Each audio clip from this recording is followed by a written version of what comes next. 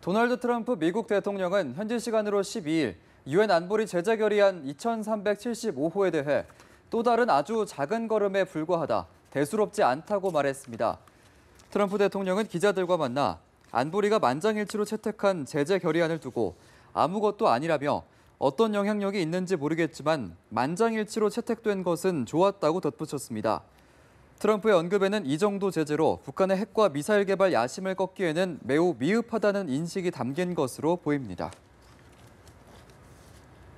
북한은 현지 시간으로 12일 스위스 제네바 유엔 사무국에서 열린 군축회의에서 유엔 안전보장이사회가 대북 제재 결의를 만장일치로 채택한 것을 불법이라고 주장했습니다.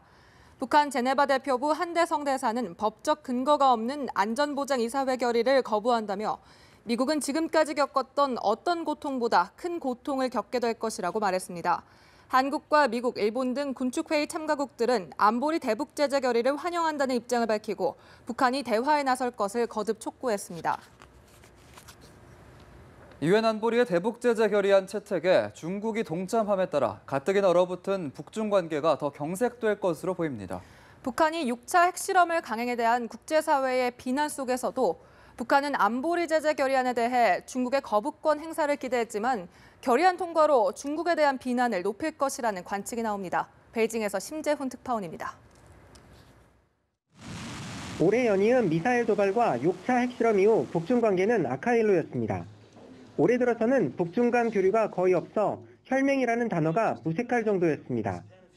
지난달 왕이 중국 외교부장이 필리핀 마닐라에서 리용호 북한 외무상을 잠시 만났으나 이 또한 도발 자제를 촉구하는 자리였습니다. 베이징에서 열린 북한 정권 수립 기념행사에는 중국 측에서 차관복급이 참석해 냉랭해진 북중 관계를 반영했습니다. 중국의 유엔 대북 참여 때마다 북한이 노동신문 등 기관지를 통해 중국을 비난해왔다는 점을 볼 때 이번에도 이런 방법으로 중국 때리기에 나설 것으로 보입니다. 북한의 중국 의존도를 볼 때 북한이 유엔 대북 제재를 이유로 중국 때리기에 나서더라도 오래가지는 않을 것이라는 분석도 나오고 있습니다. 중국이 북한산 석탄 및 철광석 수입 금지에 이어 유류 공급 제한과 북한산 섬유 수입 금지 조치까지 하면 북한의 경제난은 극에 달할 것으로 보이기 때문입니다. 중국 또한 이번 안보리 대북 제재 결의안 채택을 계기로 북한에 대한 영향력을 유지하면서도 북한을 대화와 협상의 장으로 끌어내려는 노력을 가속할 것으로 예상됩니다. 그러나 핵 보유를 정권의 생존 도구로 여기는 김정인 북한 정권에선 미국과 유엔 안보리 제재에 동참한 중국 역시 아군이 아니라는 인식이 강해 북중 간 갈등의 골이 메워지기는 쉽지 않아 보입니다. 베이징에서 연합뉴스 심재훈입니다. 도널드 트럼프 미국 대통령이 오는 11월 중국을 방문할 것으로 보입니다. 스티브 배넌 전 백악관 수석 전략가는 현지 시간으로 12일 홍콩에서 열린 투자자 포럼 연설에서 트럼프 대통령이 11월 중국을 방문할 것이라고 말했다고 한 인터넷 매체가 밝혔습니다. 트럼프 대통령 방문이 성사된다면 두 정상은 역대 최대 안보 현안으로 떠오른 북핵 해법 마련과 무역 갈등, 남중국해 문제 등 굵직굵직한 사안을 놓고 담판을 지으려 할 것으로 보입니다. 전술핵 재배치론이 연일 뜨거운 이슈로 다뤄지고 있습니다. 정치권 일각에서는 서명운동까지 진행되는 상황에 이르렀는데요. 정부 당국은 검토한 바 없다는 입장입니다. 정인용 기자입니다. 강경화 장관의 외신 언론 대상 기자회견장. 강경화 장관은 전술핵 재배치를 정부 차원에서 검토한 바가 없다고 선을 그었지만 관련 여론을 주시하고 있다고 밝혔습니다. We do know that the public opinion is swinging in that direction. If it comes to a situation where we feel that this is an issue that needs a policy consideration, there are many elements to consider. 앞서 송영무 국방장관은 지난 4일 국방위원회 전체 회의에서 전술핵 재배치가 북핵 위협에 대한 대응책이 될 수 있다고 말했습니다. 과거 전술핵 배치로는 일부 정치인과 전문가들을 중심으로만 거론됐지만 북한의 수소폭탄 보유가 가시화되면서 국방장관이 검토 필요성을 언급하기에 이른 겁니다. 하지만 청와대는 한반도 비핵화 원칙에는 변함이 없다며 전술핵 재배치를 검토한 바도 없다는 입장을 밝혔습니다.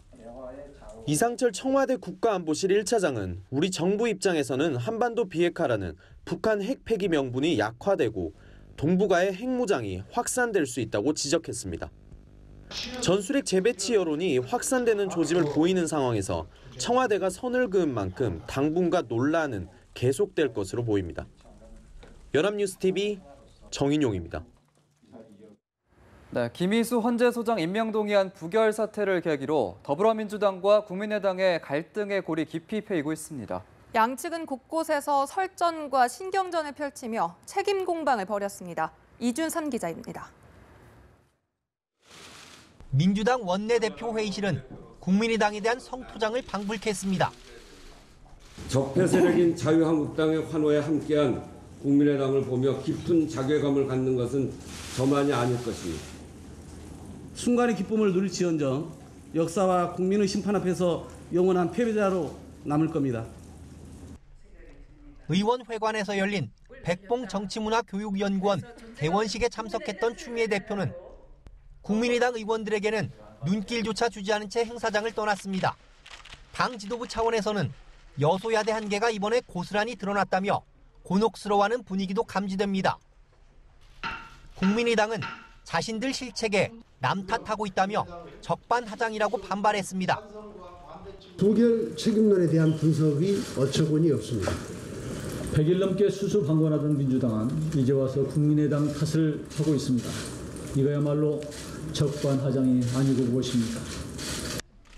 당 내부에서는 캐스팅 보트로서의 존재감을 확실하게 각인시켰다는 평가와 함께 분명한 원칙을 갖고 대역 강경 노선을 유지한다는 분위기가 형성되고 있습니다. 하지만 후폭풍도 만만치 않을 것으로 보고 호남 민심의 향배에 촉각을 곤두세우고 있습니다.